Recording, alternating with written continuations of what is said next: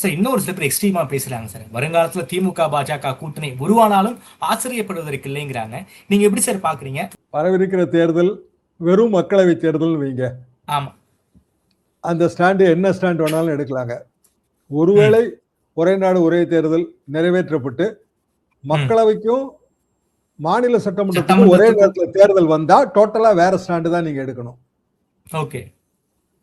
Simple reason என்ன அப்படின்னா, 2 தேர்தலும் வரும்போது பல பிரச்சனைகள், தேசிய பிரச்சனைகளும் மாநில பிரச்சனைகளும் ஒன்னா சேர்ந்து வட்டமடிக்கும். ஆமா. அப்ப ரொம்ப நாள் ஆச்சுங்க அப்படியான ஒரு தேர்தலை நீங்க சந்திச்சு. எங்க தலைமுறை பூராவும் அப்படியான தேர்தல் தான் நாங்க சந்திச்சிருந்தோம். ஆமா, பாத்திருக்கீங்க. 71 வரைக்கும் அப்படியான தேர்தல் தான். அப்போ இப்ப அடுத்த கட்டத்தை நோக்கி நம்ம பாலிடிக்ஸ் போகுது. சரி, விஜய்னு ஒருத்தர் 2 வருஷத்துக்குள்ள தான் கட்சி ஆரம்பிக்கிறாரு. இன்னைக்கு கூட ஒரு ஒவ்வொரு எம்எல்ஏ ஆபீஸ்லயும், தாவேகா எம்எல்ஏ ஆபீஸ்லயும் ஒரு வீடியோ எடிட்டரும் 2 கேமராமேனும் இருக்காங்க. கேமராமேனும் வேலை பாக்குறாங்க. ஆமா. ரைட்டுங்களா? ஏன் ரீல்ஸ்ன்னு அதை கொச்சப்படுத்த வேண்டாங்க. மக்கள் பணியை வந்து சமூக வாயிலாக கொண்டு போய் சேர்க்கணும். நீங்க பாத்தீங்கன்னாலே பழைய திராவிட இயக்க தலைவர்கள் அவங்க எல்லாருமே வந்து நியூஸ் ஏஜென்டா இருப்பாங்க. அதாவது நியூஸ் பேப்பர் டிஸ்ட்ரிபியூஷனே அவங்க தான். சரி, நம்ம ஒரு பத்திரிகை ஆரம்பிக்கணும்னு வைங்களேன், திராவிட இயக்க பத்திரிகை, சின்ன பத்திரிகை.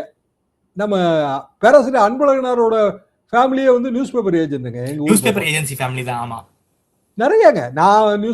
நான் பத்திரிகை எடிட்டரா இருக்கும்போது நியூஸ் பேப்பர் ஏஜென்ட் பூரா பாத்தீங்கன்னா ஏதாவது ஒரு அரசியல் கட்சிக்குள்ள இருப்பாங்க. அவங்களுக்கு அட்வான்டேஜ் 2 மணி வரைக்கும், காலையில 2 மணி வரைக்கும் கட்சி வேலையெல்லாம் பாத்துட்டுங்க 2:30 மணிக்கு பஸ் ஸ்டாண்டுக்கு போய் முதல் கட்டை வந்து முதல் பஸ்ல வர்ற கட்டை எடுத்துருவான். ஓகே. சரி, நியூஸ் பேப்பர் ஏஜென்ட் கஷ்டமான வேலை என்னன்னா, நீங்க மார்னிங் வந்து 3 மணி இல்ல 4 மணிக்கு உங்க வேலையை ஸ்டார்ட் பண்ணணும். ஆமா. 6 மணிக்கு வந்து படுக்கணும் வீட்டுல. காலையில 6 மணிக்கு 10 மணி வரைக்கும் தூங்கணும். உங்களோட லைஃப் ரொட்டீனே வேற. ஆனா அவன் கட்சிக்காரனாவும் இருந்தான். அவனுக்கு அது வசதியா இருந்துச்சு. இப்ப மாறி வந்துதானே ஆகணும்ன்ற. Yes sir. குறிப்பாக நீங்க சொல்ற போது திராவிட ஆய்வாளர் க. திருநாவுக்கரசர் ஒரு இடத்துல நோட் பண்ணியிருப்பாரு, அண்ணா முதல்வராக அந்த காலகட்டங்கள்ல கிட்டத்தட்ட ஒரு 100க்கும் மேற்பட்ட ஒரு திராவிட இயக்க பத்திரிகைகள் 150க்கு மேல இருந்துச்சுங்க. அதுக்கு மேல ஊர்களே வந்து ஒரு 15-16 பத்திரிகை வருங்க அப்படின்னு டாக்குமெண்ட் பண்ணியிருந்தாரு. உண்மை, அது உண்மை, முற்றிலும் உண்மை. ஆச்சி மசாலா. எந்த சமையலும் ருசி தேடும் ரகசியம். 20 ரூபாய்.